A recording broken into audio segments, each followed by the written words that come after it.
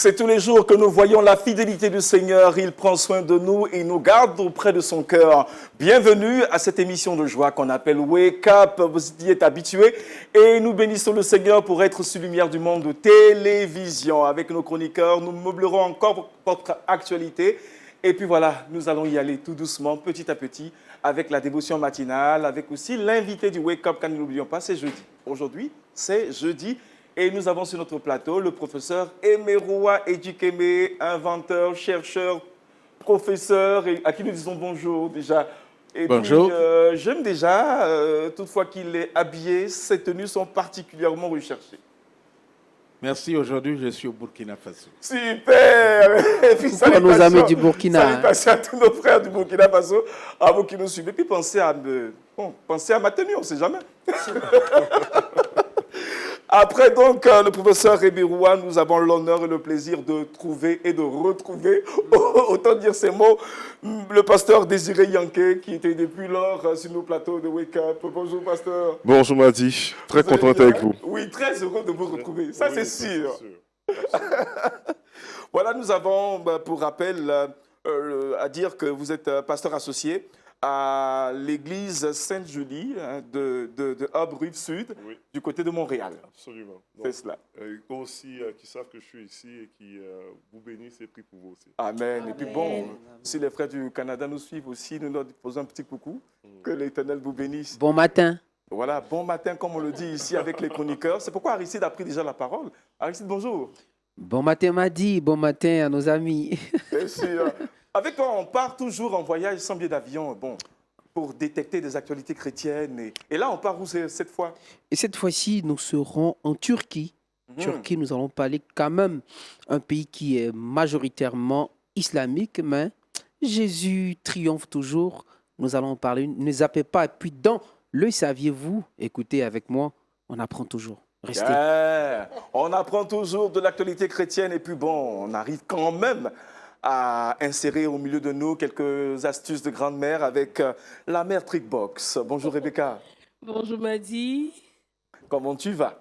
Tout va bien. Toute belle. Merci. Bien habillée. Merci. Comme un ange. C'est la Quand tu, gratitude. tu risques de la faire voler. Hein. Ouais, ça va. Alors, nous sommes prêts, nous sommes sur notre plateau. À vos marques, prêts, nous partons avec la première dévotion matinale.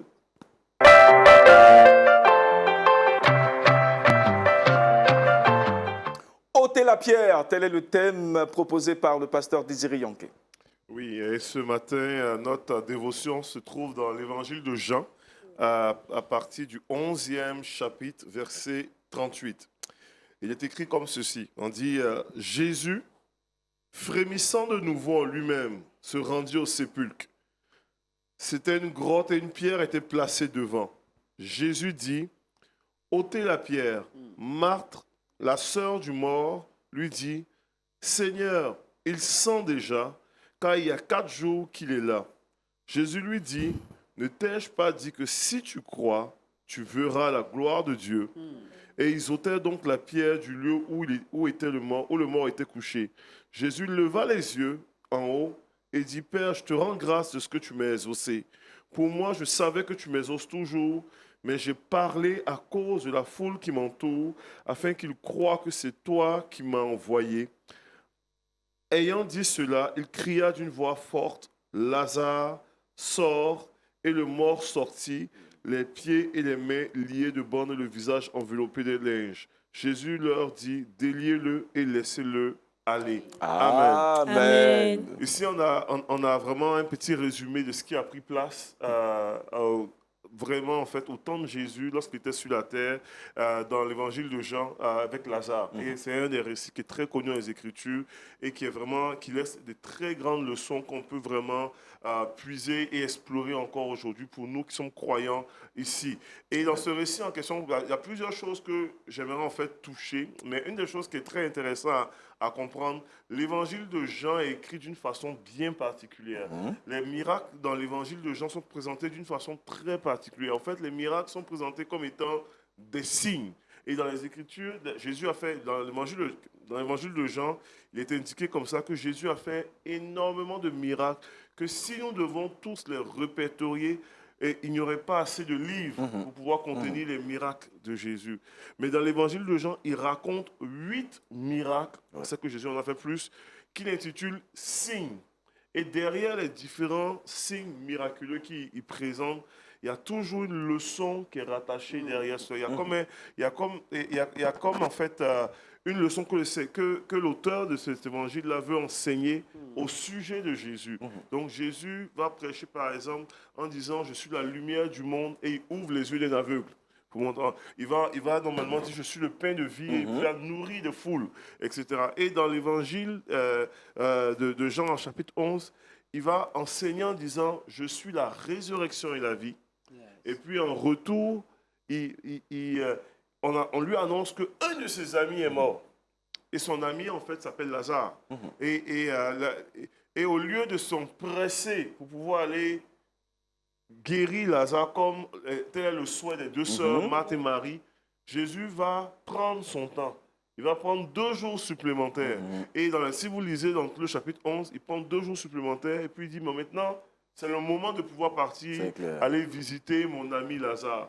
Et il annonce même à ses disciples que Lazare est mort, mais allons le réveiller en tant que tel. Donc, et quand il arrive là, Lazare est mort depuis plus de 4 jours maintenant. Donc, Jésus est en train d'enseigner qu'il n'est pas juste celui qui guérit, mais il est aussi celui qui ressuscite ce qui est mort. Donc, lorsqu'il arrive là, autant Marthe le voit venir, va aller voir Jésus en disant, si tu avais été là auparavant, si tu avais été là plus tôt, je suis certain que mon frère ne serait pas mort. Ils avaient suffisamment de foi pour voir Jésus guérir, mais ils avaient besoin de foi pour voir Jésus qui ressuscite ce qui est mort. Et la particularité, normalement, dans nos vies de foi, nous hommes, comme un peu des Marthe et des Marie, nous avons la foi pour certains aspects de nos vies, de ce que Jésus est capable de faire, dans des situations, dans nos endroits, dans nos lieux de travail, dans nos relations, ou dans certains projets qu'on a. Des fois, on limite cette foi-là en disant, oui, si Dieu intervient à ce moment-ci, de telle façon, de telle manière, j'ai la foi de voir le miracle prendre place. Amen. Et des fois, le Seigneur va nous amener à pouvoir élever ce niveau de foi-là, de pouvoir avoir une foi là où est-ce qu'on a l'impression que c'est mort, il n'y a aucun espoir, que dernière expression au Québec, on dit le chien est mort, mais quand on a vraiment... lorsqu'on considère que tout est mort, enterré et que tout est fini, le Seigneur, des fois, va nous amener à pouvoir avoir la foi de croire à ce qui même est complètement fini à nos yeux. Parce que ce n'est pas fini. Tant que Dieu dit, ce n'est pas fini. C'est ça la beauté de ce message-là de Lazare. Ce n'est pas... Et il y a tellement une possibilité de pouvoir expérimenter le Dieu qui est la résurrection et la vie. Lorsqu'on voit dans le récit en question, lorsque Jésus rencontre Marthe, il lui répète à chaque fois, il lui répète une première fois en disant, je te le dis que si tu crois, tu verras la gloire de Dieu. Et cette parole-là trouve encore un écho encore aujourd'hui. Si nous croyons, nous verrons la gloire de Dieu. Et dans le récit est un récit qui est rempli d'émotions parce qu'on voit 2 sœurs qui ont perdu leur frère, on voit Jésus qui aime énormément Lazare, on voit plusieurs personnes qui sont présentes dans ce contexte-là funéraire et qui pleurent. Et c'est la seule fois où on voit aussi dans Jean 11, 35 que Jésus lui-même pleure. Et les gens sont touchés, ils disent, mais voyez comment est-ce qu'il aimait. Et puis les gens même disent, lui qui a ouvert les yeux des aveugles, n'aurait pas-il pu faire quelque chose même pour cette personne-là qui est aujourd'hui, qui est morte, tout ça. Et puis Jésus veut amener les gens à pouvoir ôter la pierre. Et c'est là mon point principal, à ôter la pierre. Pas ôter la pierre juste physiquement, mais ôter la pierre de l'incrédulité, à pouvoir ôter la pierre qui peut normalement les limiter dans ce que Dieu veut pour leur vie. Et comprenez très bien que quand Jésus demande d'ôter la pierre, ce n'est pas parce qu'il n'est pas capable de pouvoir ressusciter Lazare avec une pierre fermée. Ce n'est pas parce qu'il n'est pas capable même de pouvoir même faire sortir la pierre avec une pierre fermée. C'est le but d'ôter la pierre n'est pas pour Jésus, c'est pour les gens qui sont autour afin qu'ils croient. Et quand Jésus fait la prière, il dit, je ouvre ma bouche pour parler afin que ceux qui sont là puissent croire. C'est eux qui ont besoin de pouvoir ôter la pierre de leur cœur. Vous savez, pour vous illustrer cela un petit peu, quand Jésus ressuscite, à un moment donné, Jésus, les disciples sont dans un lieu fermé où tout est verrouillé, où la porte est fermée, et Jésus apparaît au milieu d'eux, alors que tout est fermé. Donc, ils n'avaient pas besoin de passer par une porte ou une pierre fermée. Quand le tombeau est vide de Jésus, quand Jésus ressuscite, les personnes viennent et ils voient normalement une pierre roulée, une pierre ôtée. Pas à cause du fait que Jésus ne peut pas sortir du tombeau. Il apparaît dans une pièce alors que tout est fermé. Il aurait pu sortir du tombeau sans la pierre roulée. La pierre roulée était pour que les gens puissent entrer constater. Ce n'était pas vraiment pour Jésus. Et la pierre était vraiment pour les gens. Et quand Jésus demande d'ôter la pierre, c'est à cause de nous autour, afin que nous puissions ôter l'incrédulité. Et aujourd'hui encore, ce son-là, cet appel-là, ce rappel-là est encore pour nous aujourd'hui. Nous avons besoin d'ôter la pierre de notre cœur. Nous avons besoin de pouvoir expérimenter notre foi qui est grandissante, de pouvoir croire à un Dieu qui appelle à l'existence ce qui n'existait pas, qui est capable d'appeler la vie sur ce qui semble mort. Et peut-être tu es dans une situation aujourd'hui où est-ce que, que ce soit dans ton foyer, peut-être tu dis mon mariage est complètement fini, peut-être mon travail ça va pas bien, on m'a renvoyé, peut-être je suis dans un projet qui semble mort, peut-être les portes sont fermées sur des situations. Jésus t'appelle aujourd'hui à ôter la pierre et à croire au miraculeux parce qu'il est la résurrection et la vie. Celui qui apporte normalement à l'existence les choses qui n'existent même pas encore. Et c'est une parole pour nous aujourd'hui. Amen. Amen. Que l'Éternel soit béni. Amen. Ôtez la pierre de vos cœurs, ayez de la foi et vous verrez multiples actions de l'Éternel se manifester en votre faveur par sa puissance. Aristide Amani. Oui, Madi, on apprend toujours avec le pasteur Yankee qui a vraiment donné cette révélation.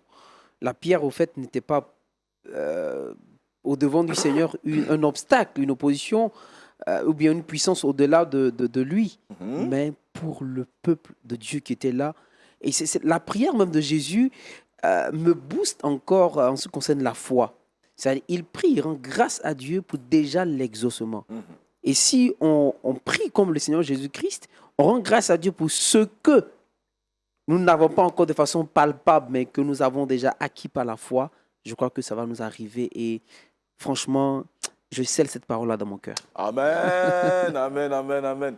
Professeur Emeroy, pour votre intervention également autour de la méditation qui a été apportée.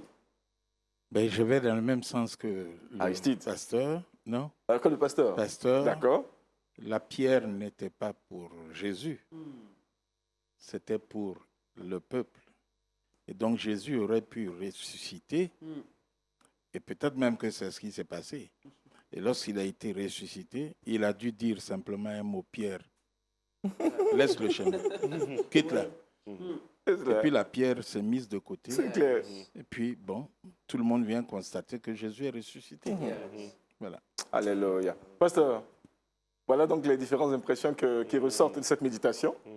Si vous validez, nous on passe maintenant, on part à l'actualité. On part à l'actualité pour découvrir aussi des actions que mène cette foi. Voilà, certains ont accepté d'ôter la pierre du côté de la Turquie et Aristide a préparé toute une information pour nous. C'est Culture Actu.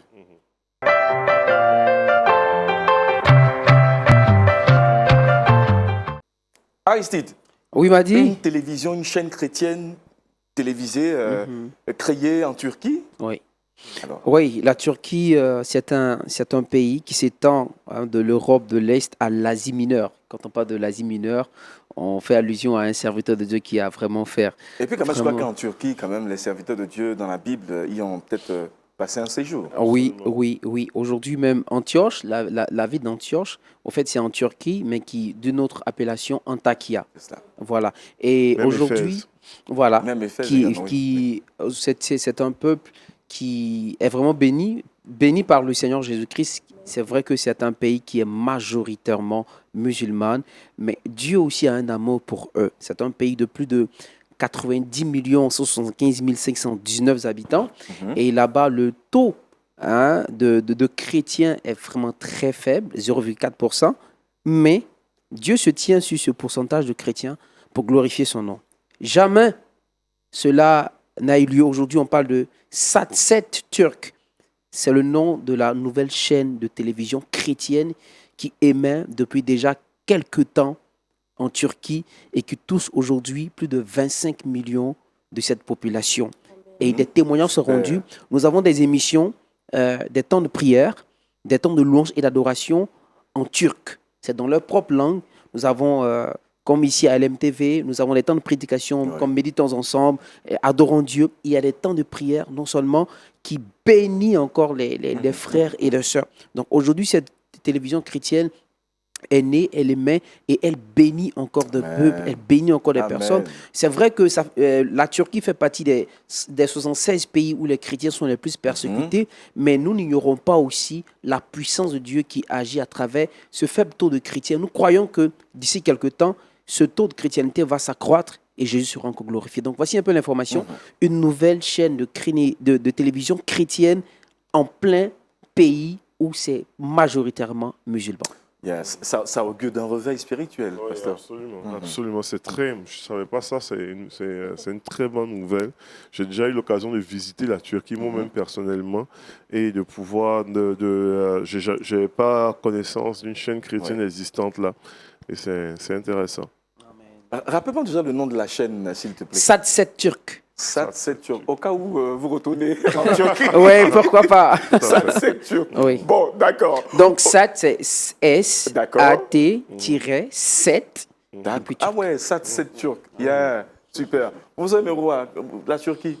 Vous irez peut-être un jour, hein? Ou bien vous êtes... Oui, j'y pense, mais bon, je pense que je vais ôter la pierre. Et... Voilà donc un canal d'édification qui est déjà proposé pour vous, Oui. qui est proposé aussi pour Rebecca, au cas où l'envie te prend d'aller juste en Turquie. On est déjà câblé, quoi. Voilà. Que Dieu soit béni. Amen. Et puis voilà, tout de suite, nous allons permettre à l'invité du Wake Up de s'installer, car il est question pour nous de parler de l'invention. Il est là, sur notre plateau, le professeur, chercheur, enseignant, professeur Emeroua Ejikeme. Voilà, aujourd'hui, il va aborder sa discipline, l'invention. Allons-y donc à l'invité du Wake Up.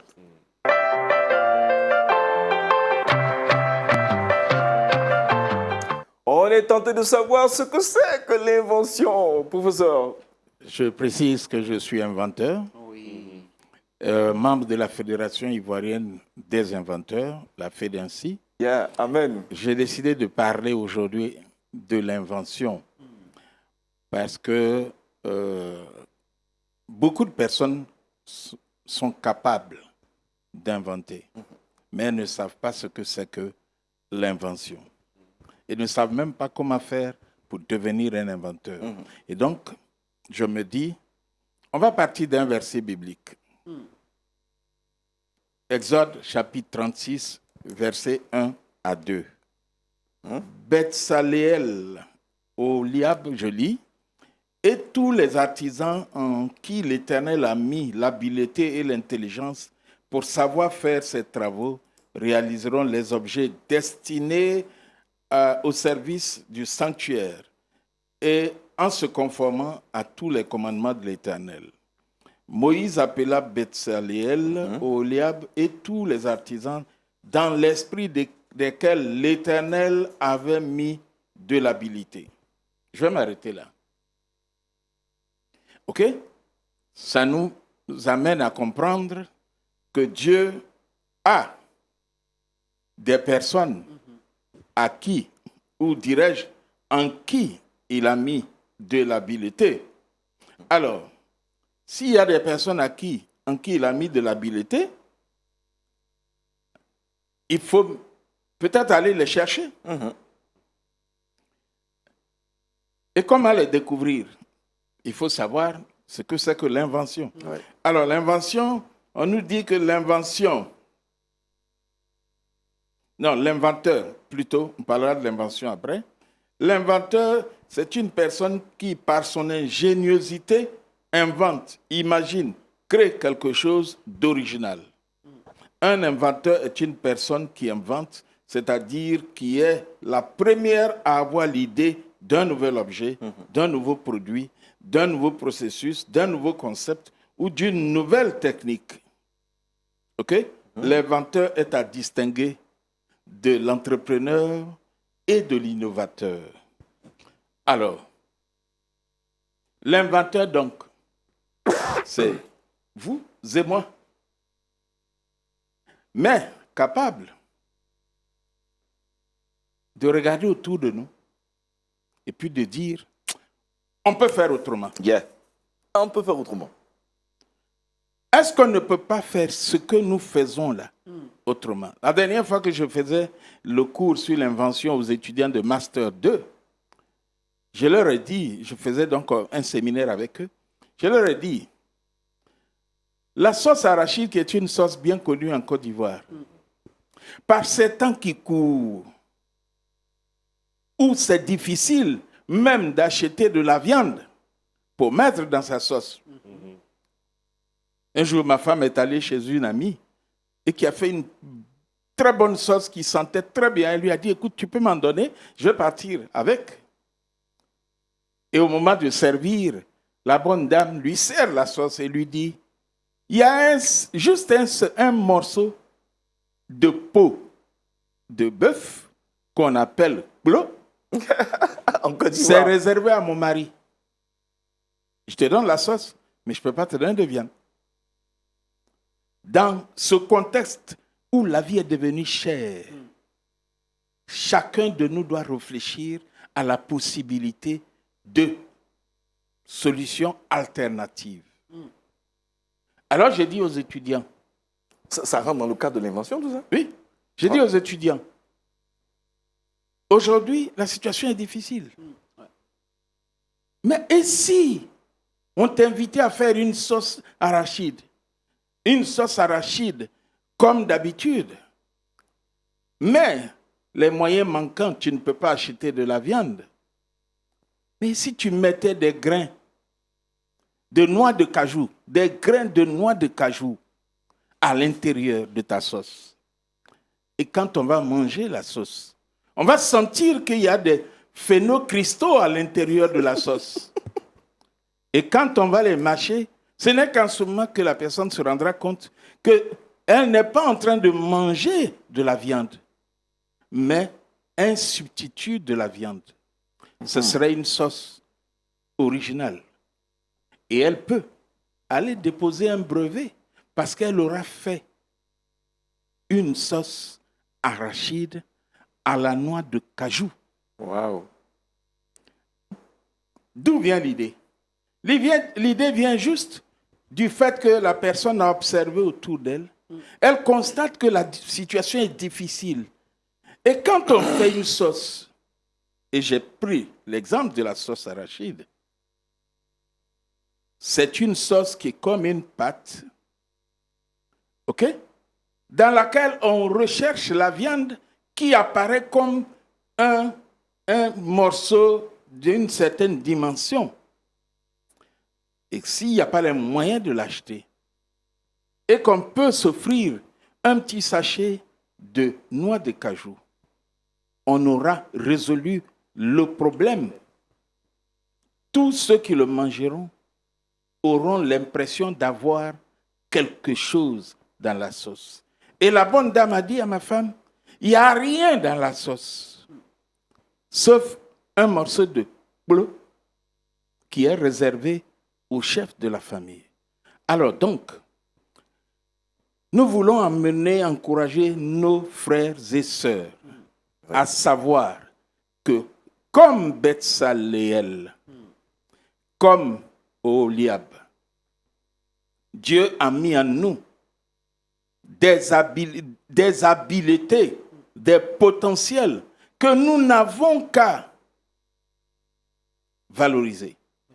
Et je vais terminer avec un exemple d'une étudiante de l'université Nangua-Brugua et qui est venue à une de nos formations. Et quand elle est sortie du cours, parce que je fais de la formation motivationnelle, quand elle est sortie du cours, tout le monde est parti. Elle est revenue sur ses pas voir mon assistante pour récupérer les pots de les boîtes D'une eau minérale. d'une eau minérale donc, que nous avons consommées pendant le séminaire. Elle est revenue sur ses pas, demander que mon assistante les lui donne. Et elle les lui a donné.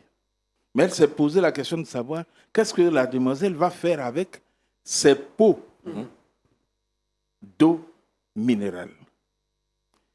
Et tenez-vous bien, la semaine qui a suivi, la jeune dame m'a envoyé des images d'un pot bien décoré. J'ai l'image dans mon téléphone, je pourrais le montrer à une autre séance. Bien décoré, dans lequel elle a mis des stylos et elle a fabriqué donc des pots, des pots à stylos, dans des pots à lesquels, stylos. des pots dans lesquels on met des stylos. Très beau. Parce qu'elle s'est rendue compte que, comme Oholiab, comme Betsaleel, il y a quelque chose, des habiletés que Dieu a investies en elle. Et tenez-vous bien, c'était le début du commencement d'une nouvelle aventure pour cette demoiselle. Amen. Et la fois suivante, je vois sur Facebook, elle a créé une page dans laquelle elle fait la promotion de sacs en perles qu'elle-même, elle fait. Super. Vous pouvez devenir des inventeurs. On pourra parler la prochaine fois des caractéristiques de l'inventeur. Waouh, super. Très Une chose que je enrichissant. retiens particulièrement, pasteur, il a dit en temps de difficulté, la réflexion peut nous être accordée de pouvoir créer, Tout à fait. de pouvoir inventer quelque chose pour sortir de cette situation. Alors je pense un peu aux voitures, je pense aux avions, dans Absolument. quelles circonstances ça a été créé. Je pense même, comme selon l'exemple, l'exemple culinaire, de ces grands chefs cuisiniers qui certainement inventent tout le temps des nouveaux repas qui aujourd'hui, bon, fait le... Absolument, Voilà, les fait la fierté des éléments nations. alternatifs, tout ça, qui vient souvent en fonction des pénuries, des difficultés, où C'est on ça. essaie de trouver des solutions. Et Dieu a mis en nous une certaine créativité qu'on a besoin de pouvoir exploiter, d'explorer, et puis c'est vraiment intéressant. Aristide, moi, j'ai envie même de poser une question, une toute petite question. Dans l'Église, qu'est-ce qu'on doit pouvoir inventer? Est-ce qu'on peut inventer dans l'Église? Oui, pourquoi pas? Pourquoi La pas? manière de prêcher, puis je ne sais pas. Bon, Qu'est-ce qu'on peut inventer dans l'Église? pas dans ce sens. Oui. Moi, par exemple, quand je vais dans une église, la première des choses que je regarde, qu'est-ce que je peux apporter comme décoration? D'accord. Il y a la décoration, mais qu'est-ce que je peux faire de mes propres mains sans avoir regardé quelque chose? Je réfléchis, je m'assieds, je prends mon cahier avec un stylo, j'essaie de faire quelque chose, et ça, soit avec un pagne, avec un objet quelconque, je vais reproduire ça. Et l'esprit de Oholiab descendit sur Aristide. Amen. Donc, il faut. Au fait, c'est l'ignorance de la capacité, mais du potentiel en nous qui fait qu'aujourd'hui, certaines personnes sont encore en arrière. Le professeur a terminé par vraiment une déclaration. Tu peux créer, tu peux inventer quelque chose. Il faut croire en Christ, croire que tu peux faire quelque chose. Amen. Et moi, je suis sûr qu'un jour, Rebecca, avec ses trickbox, ses astuces de grand-mère, pourra créer quelque chose. Yes. Elle C'est crée pas mal. déjà. Elle hein. crée déjà, mais je suis sûr. Et on va y aller tout à l'heure, maintenant, trickbox.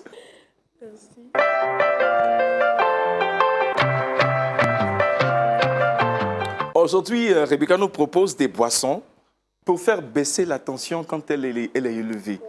Alors, on va y aller avec Rebecca. D'accord. Il faut savoir que la gestion de la tension artérielle est très essentielle.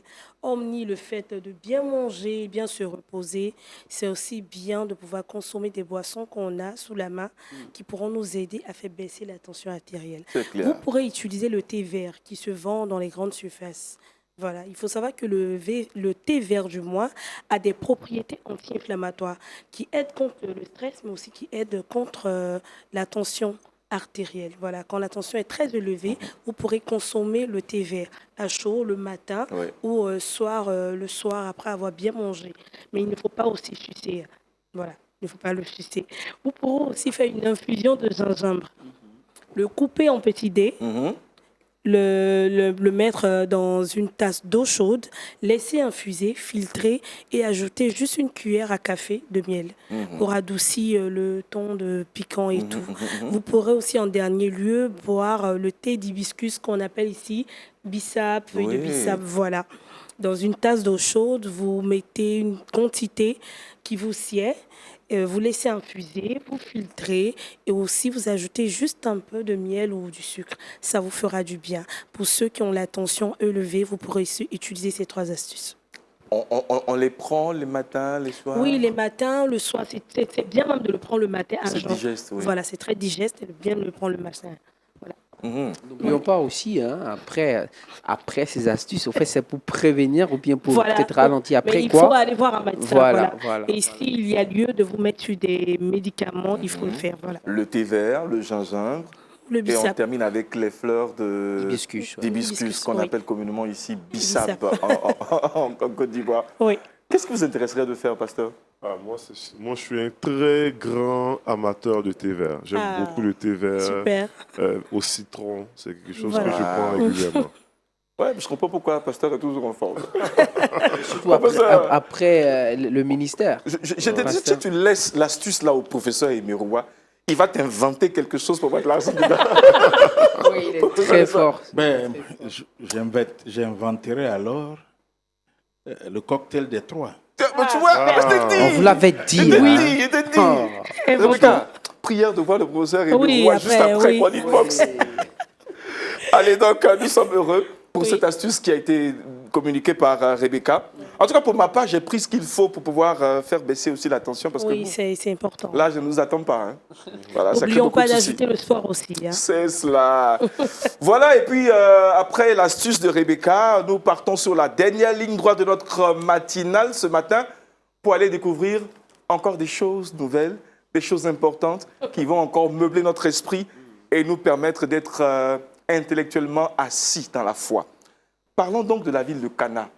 Et ça, c'est avec Aristide.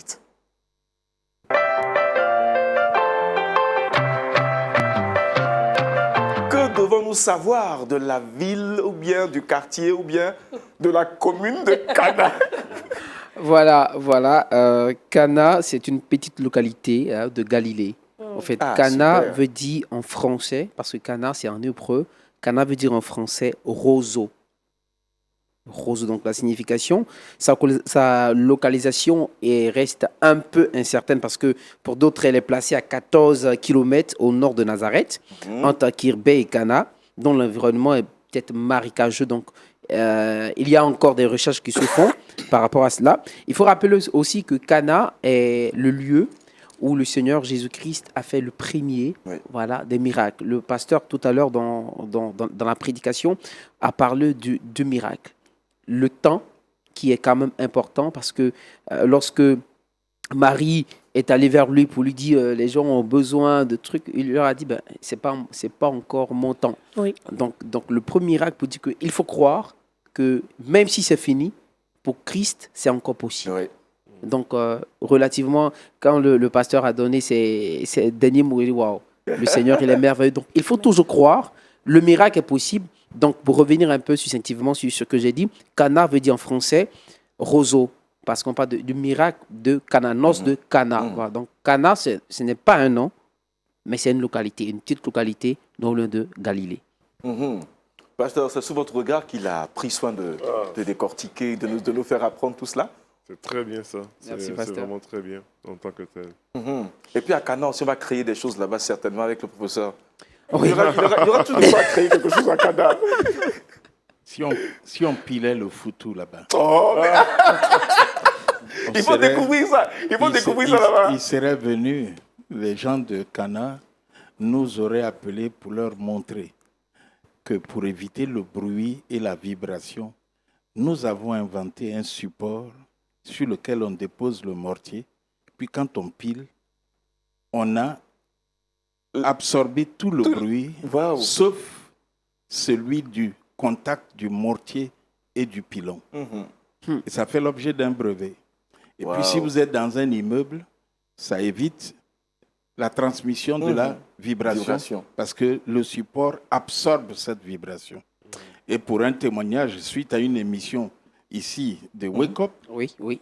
un pasteur qui habitait un immeuble de 4 appartements est venu chez nous, il en a acheté 4. Il dit, je m'avais Wow. donné à chacun des occupants. Ah, waouh. Super. Donc, préparez-vous, on va là-bas pour donner à des frères de Ghana de manger le foutou. C'est clair. Pasteur Désiré Yanké, pour le mot de fin.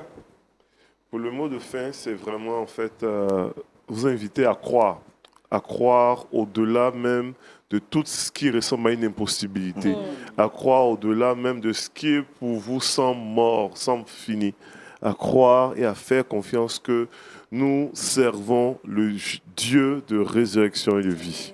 Ôtez la pierre, ôtez la pierre. Et c'est avec cette dernière intervention du pasteur Désiré Yanké que nous allons prier avec les téléspectateurs de Lumière du Monde Télévision. Alors, je vous invite, amis téléspectateurs, à juste vous incliner dans la présence de Dieu, sauf si vous êtes en voiture, bien sûr. Nous allons prier le Seigneur. Père, nous voulons te remercier pour chaque personne qui écoute cette émission. Merci de toucher chaque personne maintenant même, devant ce qui leur semble peut-être impossible, devant ce qui leur semble difficile, devant ce qui leur semble compliqué. Nous voulons croire que tu es la résurrection et la vie. C'est que tu es celui-là qui appelle à l'existence les choses qui n'existaient pas, qui appelle à la vie les choses qui semblent mortes et qui agit lorsque nous plaçons notre confiance en toi. Merci de pouvoir rencontrer nos vies et de nous amener à pouvoir t'expérimenter, toi, celui qui est la résurrection et la vie, dans le nom de Jésus. Amen.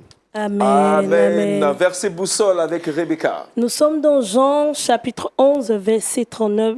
Lui le dit, Jésus dit, ôtez la pierre. Amen. Amen. Amis téléspectateurs de Lumière du Monde Télévision, nous en avons fini avec le Wake Up de ce jeudi. Bonne suite de programmes sur les antennes de LMTV. Que Dieu vous bénisse et on se retrouve la semaine prochaine.